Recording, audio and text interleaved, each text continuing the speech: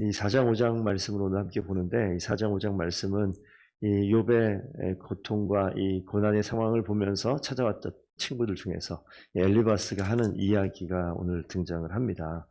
그러면서 그 7일 동안 그 욥의 고통을 옆에서 아무 말 없이 침묵으로 기다리던 이 사람들 중에서 4장 1절에 보면 엘리바스가 대답하여 이르되라고 이렇게 시작하고, 5장 마지막 절 보면 우리가 연구한 바가 이와 같으니 너는 들어보라. 그러면 내가 알리라.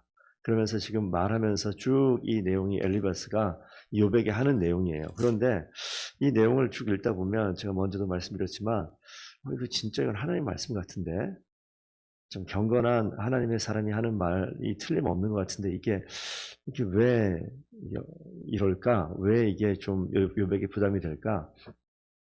예, 오늘 이 욥이 나오고 빌닷과 이제 소발이 쭉 나와서 이야기하는 장면이 계속 나옵니다. 그래서 4장부터 반복되어지는 말씀이 4장부터 14장 친구가 이야기하고 욥이 답변하고, 두 번째 이제 빌닷이 또 이야기하고 또 욥이 대답하고, 마지막 세 번째 소발이 이야기하고 또 욥이 대답하는 이 장면이 계속 반복되어지는데, 자, 오늘 이 문제가 어디에 발생하냐면 그 4장 그리고 전반부 잠깐 좀 보셨던 부분 중에서 5절 보시면요.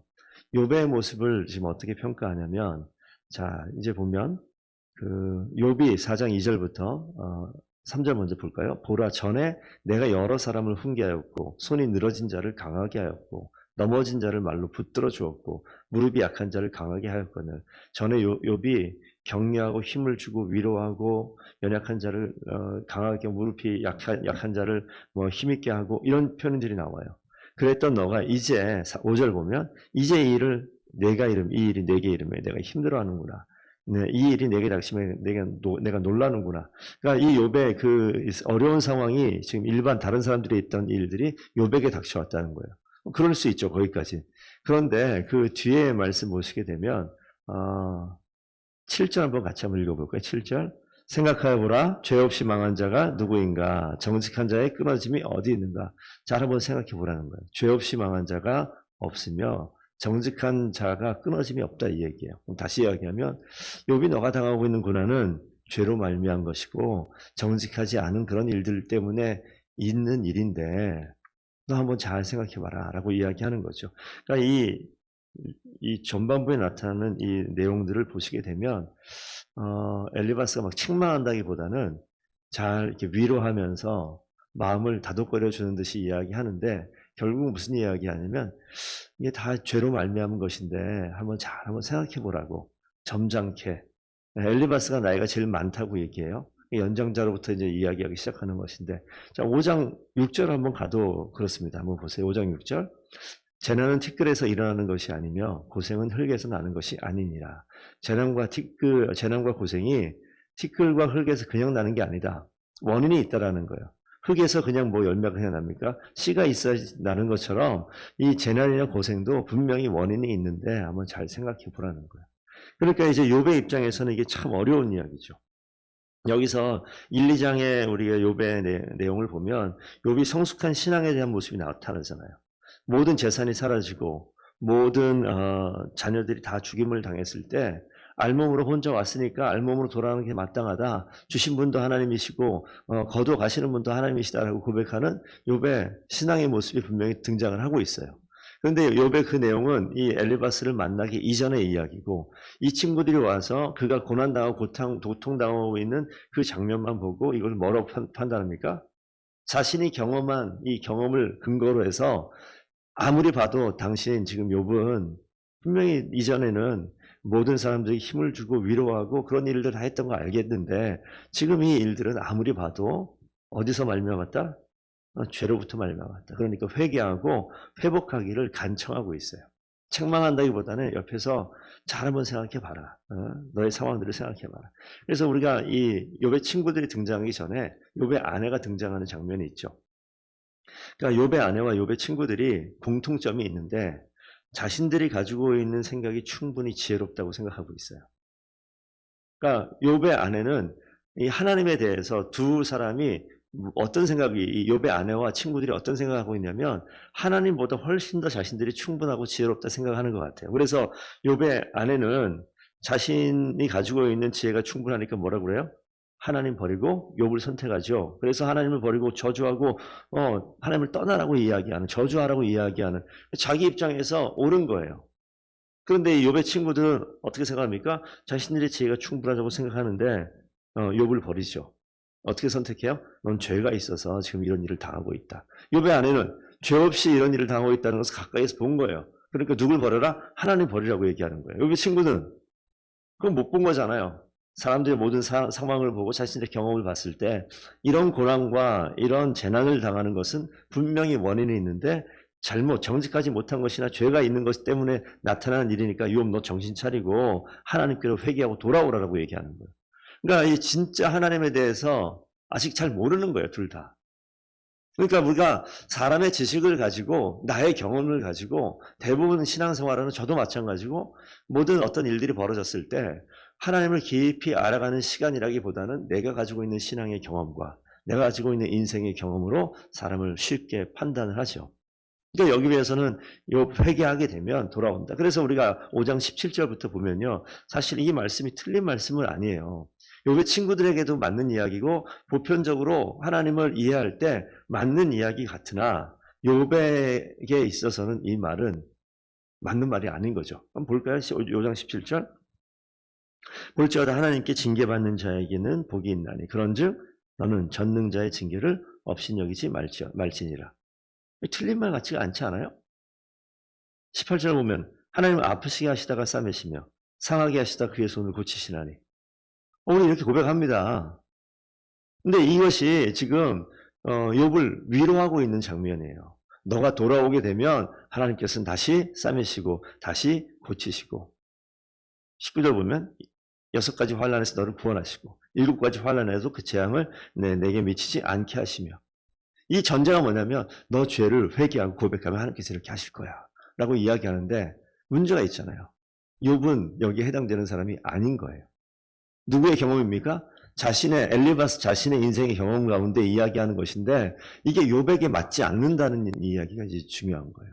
그러니까 우리가 목회하는 목회자에게 어찌 보면 이 상황은요 되게 우리에게 교훈하는 바가 커요. 내가 하나님 말씀 가운데 말씀을 정직하고 틀림없이 분명하게 전달한다 할지라도 어떤 사람에게는 이 말씀이 그의 마음과 그의 상황과 그의 지금 처지에 맞지 않는 말이 될 수도 있겠다 생각이 되어지는 거죠. 우리 고린도전서 10장 말씀을 잠깐 좀 펴겠습니다. 고린도전서 10장 말씀. 이 엘리바스의 말이 틀린 말이 아니라는 것이 우리 한번 좀 10장 13절 말씀 한번 보시면 우리 같이 한번 읽어볼까요? 10장 13 찾으셨으면 함께 읽겠습니다. 시작. 사람이 감당할 시험 밖에는 너희가 당한 것이 없나니 오직 하나님은 미쁘사 너희가 감당하지 못할 시험 당함을 허락하지 아니하시고 시험 당할 즈음에 또한 피할 길을 내사 너희로 능히 감당하게 하시느니라. 아멘. 분명히 우리가 믿는 말씀이고 우리가 위로를 받았던 말씀이 맞습니다만 이 고린도전서에 있는 바울의 말씀이나 이 엘리바스가 하는 말이 같은 맥락의 하나님을 향한 고백이 되겠습니다. 그런데 가장 중요한 것 하나가 있다면 이 상황을 이야기하면서 재난과 고생은 원인이 있다. 욥 너에게 죄라는 정직하지 못한 원인이 너에게 있기 때문에 이런 일이 벌어진다라고 이야기하면 여러분이 욥이라면 이게 마음의 위로가 되겠냐고요. 사람에게 감당할 시험밖에 하나님께 허락하지 아니하신 것이 없다. 다 이 시험 감당케 하신다. 근데 이 시험이 너의 죄 때문이니까 회개하고 돌이켜서 회복하게 하시는 분이 하나님이니까 분명히 회개해라 라고 이야기할 때 욥에게 와 닿겠냐고요. 그래서 오늘 이 말씀을 통해서 분명히 하나님은 그런 하나님이 맞아요. 하지만 지금 아무런 잘못이 없는 자에게 원인 모를 고난이 다가왔을 때 이거 어떻게 해야 되겠냐고요. 오늘 여기까지가 지금 이 엘리바스가 하는 이야기입니다. 그래서 오늘 이 상황을 보고 엘리바스 입장을 살펴봤을 때 이 말은 틀리지 않으나 욥에 대해서 올바로 이해하지 못하고 제대로 보지 못하게 되면 아무리 옳은 하나님의 지혜라 할지라도 이것은 적절하지 못한 상황이 될 수가 있어요. 그래서 우리가 이 상황을 왜 하나님께서 욥의 이런 이야기를 계속 듣게 하실까? 이런 이야기를 듣게 하면서 얼마나 마음에 당황스럽고 억울하고 분노가 차오를까?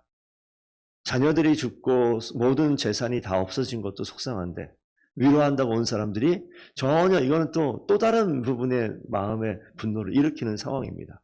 그런데 이런 상황이 어떻게 될 것인가?